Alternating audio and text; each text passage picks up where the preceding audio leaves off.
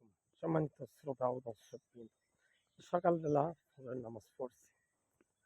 আলহামদুলিল্লাহ, আমি মনে করি বাংলাদেশ সহ পৃথিবীর যত জায়গা আছে প্রত্যেকটা জায়গার মসজিদের সম্মানিত খতিব সাহেব, ইমাম সাহেব একটি আগে লিস্ট করবেন।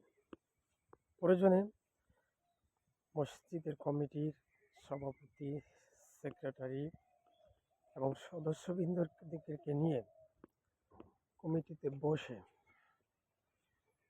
এলাকার কোন কোন ব্যক্তি মসজিদে আসে না,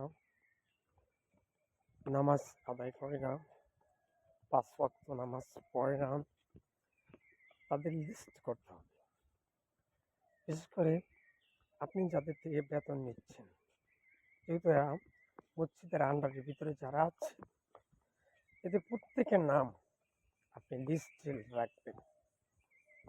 যেমন আবু ফরাজি, রহিম গাজী, কুদ্দুস বয়াতি, এভাবে প্রত্যেকজনের নাম লিস্ট করে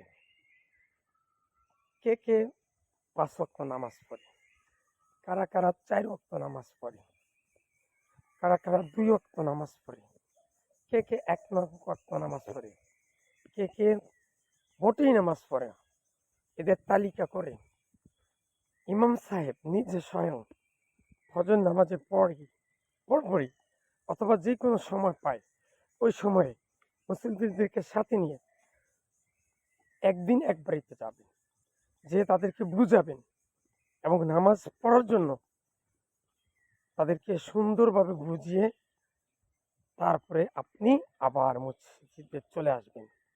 মুসল্লিদেরকে সাথে করে নিয়ে যাবেন, একা উদ্যোগ নেবেন, কমিটির মাধ্যমে উদ্যোগ নেবেন।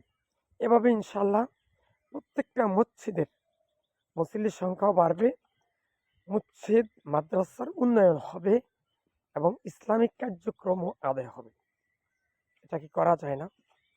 তা আমি অনুরোধ করব প্রত্যেকটা মসজিদের ইমাম সাহেব, খতিব সাহেব, মুয়াজ্জিন সাহেব, সভাপতি, সেক্রেটারি, ক্যাশিয়ার, সদস্যবৃন্দ, আপনারা আজ থেকে এই উদ্যোগটা গ্রহণ করুন। একটি কলম কিনুন, খাতা কিনুন। এটা কিনতে তার বেশি টাকা লাগে না। যদি আপনারা টাকা জন্য খাতা কলম কিনতে না পারেন, আমার কাছে বলবেন, ইনশাল্লাহ আমি চেষ্টা করবো দেওয়ার জন্য।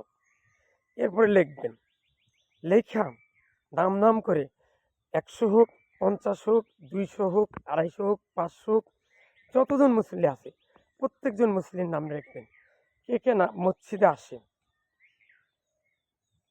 5 ওয়াক্ত নামাজ পড়ে কারা, তাদের তালিকা দিবেন, লিখবেন। 4 ওয়াক্ত কারা পড়ে তাদের তালিকা লিখবেন, 3 ওয়াক্ত কারা পড়ে তাদের তালিকা লিখবেন, 2 ওয়াক্ত কারা পড়ে তাদের তালিকা লিখবেন, 1 ওয়াক্ত দৈনিক কারা পড়েন তাদের তালিকা লিখবেন, কারা মোটেই পড়েন না তাদের তালিকা লিখে এভাবে পর্যায়ক্রমে যার যার কাছে যাওয়ার প্রয়োজন প্রত্যেকজনের বাড়িতে প্রত্যেকটা দিনই শিডিউল থাকবে এভাবে, যে তারপরে নামাজ পড়ার জন্য তাদের কাছে যাবেন, বুঝাবেন, কোরআন এবং সেই হাদিসের আলোকে বুঝিয়ে শুনে তাদেরকে মসজিদে আনার জন্য চেষ্টা করবেন। আল্লাহ পাক যেন তাদেরকে হেদায়েত করে, আপনাদেরকে হেদায়েত করে যাওয়ার জন্য, আর তাদেরকে যেন হেদায়েত করে তারা যেন মসজিদে আসতে পারে এবং ইসলাম এবং কোরআন হাদিসের আলোকে যেন পুরো জিন্দিগিটা অতিবাহিত করতে পারে। আমার কথাগুলা কেউ অন্যভাবে নেবেন না। আমি কারো বিরুদ্ধে না, কোনো মসজিদ মাদ্রাসার বিরুদ্ধে নয়। আমি চাচ্ছি ইনশাল্লাহ এভাবেই প্রত্যেকটা এলাকায় মুসল্লির সংখ্যা বৃদ্ধি পাবে এবং সবাই কোরআন এবং সহিহ হাদিস মুখী হবে, সবাই মসজিদমুখী হবে, মাদ্রাসা মুখী হবে। এভাবেই আমরা আজ থেকে এই প্ল্যান এবং পরিকল্পনা করব যে ইনশাল্লাহ যতদিন বেঁচে থাকবো, যতদিন দুনিয়াতে থাকবো, প্রত্যেকটা দিনই আমাদের দায়িত্ব হবে যে প্রত্যেকটা বাড়িতে আমরা যাব, কোরআন এবং সহিহ হাদিসের আলোকে মানুষদেরকে বুঝাবো এবং তারা যেন মসজিদে আসে সেই প্ল্যানটা নেব। এভাবেই করব, তালিকা করুন আজ থেকে। এই বাংলাদেশ, এই ভোলা জেলা সহ বাংলাদেশের 64টা জেলা এবং যতগুলো বিভাগ এবং যত মসজিদ আছে প্রত্যেকটা মসজিদের ইমাম সাহেব আজ থেকে এই কাজটি আপনার সভাপতি, সেক্রেটারি, ক্যাশিয়ার, সদস্যবৃন্দ সবাইকে নিয়ে বসুন, তালিকা করুন এবং এভাবেই উদ্যোগী হন। ইনশাল্লাহ আল্লাহ পাক আপনাদেরকে কামিয়াব দান করবেন। আমি মনে করি এটা কোনো পাপের কাজ নয়, বরং একটা সুন্দর কাজ। অবশ্যই লিস্ট করতে হবে। কে কে আমার সাথে একমত আছেন? আমার মনে হয় যে ভিডিওটা জনবহুল, গুরুত্বপূর্ণ, খুবই জরুরি বিষয়। তাই ভিডিওটা বেশি বেশি করে শেয়ার করুন, যাতে করে যেই এই ভিডিওটা পাবেন সেই এখনই নিয়ে মসজিদ ইমাম সাহেবকে দেখান যে এই ভাই কি বলতেছে। এখন নিয়ে নিয়ে সেক্রেটারিকে দেখান যে এই ভাই কি বলতেছে। এখনই নিয়ে মসজিদের কমিটির সদস্যবৃন্দকে দেখান এই ভাই কি বলতেছে। আর আপনি যদি মুসল্লি হয়ে থাকেন তাহলে আপনি নিজে মসজিদের ইমাম সাহেবের কাছে যান যে আপনি এই পরামর্শটা দেন। আর হাতে কাজ মুখে লা ইলাহা ইল্লাল্লাহ পড়বেন।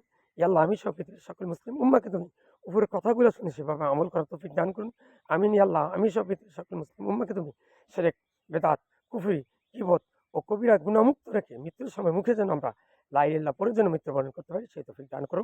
ইয়া আল্লাহ ওয়াতাসিমু বিহাবলিল্লাহি জামিআ ওয়া লা তাফাররাকু, এইটা ঐক্যবদ্ধ থাকার তৌফিক দান করো।